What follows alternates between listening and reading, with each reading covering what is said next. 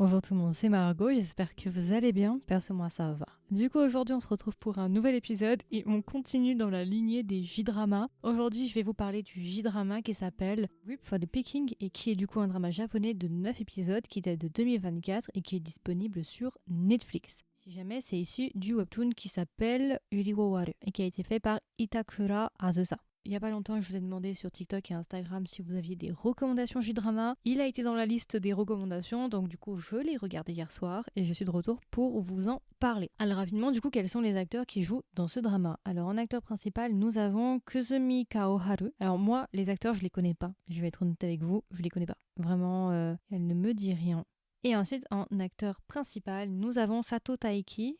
Alors ça, Saiki, par contre, il me dit quelque chose. Je pense que je l'ai déjà aperçu parce qu'il me dit quelque chose, mais là, comme ça, je le resitue pas. Du coup, ce sont nos deux acteurs principaux. Alors rapidement, du coup, de quoi parle ce drama? Ce drama, ça parle de notre personnage principal qui s'appelle Maeko. Maeko est une jeune femme de 32 ans au début du drama. Du coup, Maeko travaille dans une entreprise et on nous explique en fait qu'elle a passé la plus grande partie de sa vie à travailler et du coup qu'elle n'a jamais eu le temps de sortir avec qui que ce soit. Elle nous explique qu'elle n'a jamais eu de copain et du coup, elle est toujours vierge à 32 ans. Ça devrait vous rappeler un autre drama, hein. It's giving Cherry Magic Vibes. Et du coup, au début du drama, elle va un petit peu se mettre en tête de se dire « Ok, il faut que je remédie à ça en fait, je peux pas continuer comme ça, il faut que je trouve quelqu'un. » T'as capté ou pas? Et un jour, en faisant des heures supplémentaires, elle va rencontrer le chemin du personnage qui s'appelle Senri. Senri, lui, est un jeune homme de 29 ans, donc il est un peu plus jeune qu'elle, qui travaille pour une entreprise de réparation et qui est affilié justement avec l'entreprise de Maeko et qui vient régulièrement pour réparer les choses qu'il y a dans l'entreprise. Ça peut être les photocopieuses ou ce genre de choses.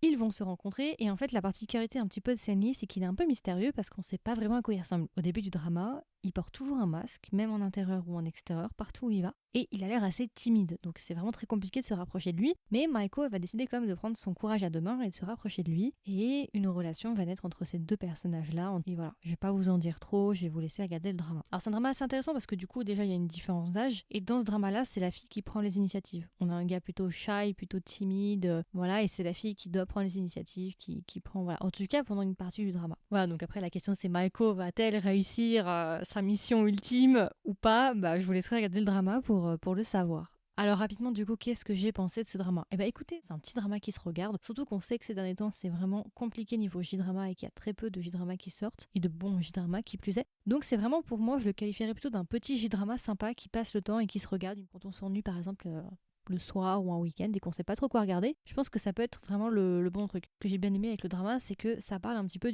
d'un phénomène qu'on voit de plus en plus surgir un peu partout dans le monde, que ce soit au Japon mais aussi en Occident. C'est la question justement des personnes qui restent vierges pendant très longtemps, sur un âge assez vieux, entre guillemets, c'est relatif vieux, mais qui restent vierges jusqu'à 30 ans ou plus. Et en fait, je crois qu'il y a des études qui ont été faites au Japon par rapport à ça, parce que c'est un phénomène qui est vraiment très présent, particulièrement au Japon. Et d'ailleurs, c'est pour ça peut-être que vous voyez aussi régulièrement dans les J-dramas.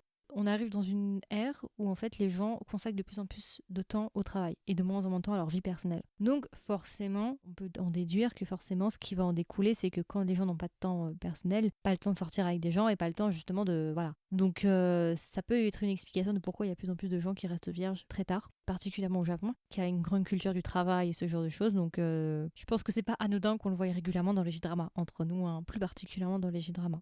Le couple est sympa, après c'est pas un couple qui a une alchimie de psychopathe, mais je trouve que c'est plutôt mignon, ça va.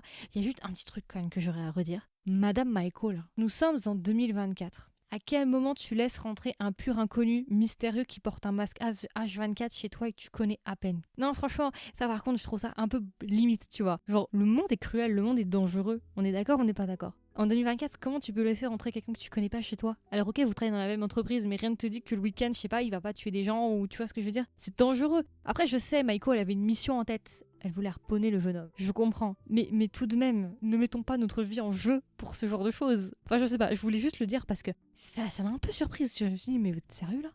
Genre vraiment, au calme, elle le fait rentrer chez elle, genre elle le connaît pas. Il y a les hôtels en fait pour ça. Enfin, je sais pas, ça m'a un peu surpris, je me suis dit, c'est un peu déconnecté de la réalité, je sais pas si ça vous fait le même effet, enfin, je sais pas si ça vous fera le même effet. Bref, anyway, c'était mon petit point. Mais voilà, en règle générale, c'est un petit drama sympa qui se regarde.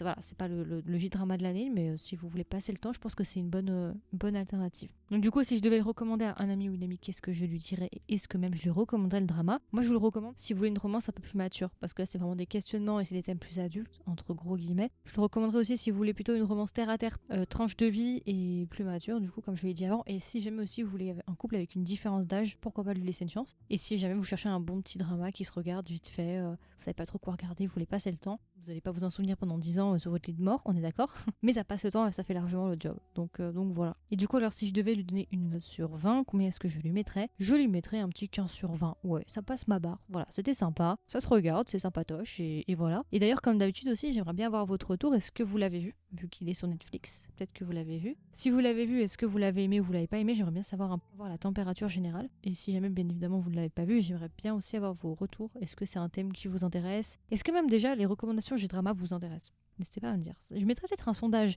Est-ce que vous aimez les recommandations G-Drama? Comme ça, vous pourrez y répondre si vous voulez, si vous m'écoutez sur Spotify. Et puis voilà, écoutez, c'est à peu près tout. En vrai, c'est un review assez court, pas très long, mais en même temps, j'ai pas non plus énormément de choses à dire. Je voulais juste faire un épisode pour vous dire que ce drama existe. Si jamais vous voulez être au courant des dernières sorties du podcast, comme d'habitude, n'hésitez pas à vous abonner sur votre plateforme d'écoute préférée. Et si jamais vous voulez aussi m'aider et me soutenir, n'hésitez pas à me laisser une note, pareil, sur votre plateforme d'écoute préférée. Je sais qu'on peut le faire sur Apple Podcast, Spotify, c'est sûr. Après, je suis pas sûre pour les autres. Donc voilà, n'hésitez pas si vous avez un petit peu de temps. Et puis voilà, écoutez, je vous souhaite une agréable journée ou une agréable soirée. Et je vous dis à la prochaine pour une recommandation G-Drama. Je l'espère en tout cas, si j'arrive à vous retrouver des petites pépites. Bye bye!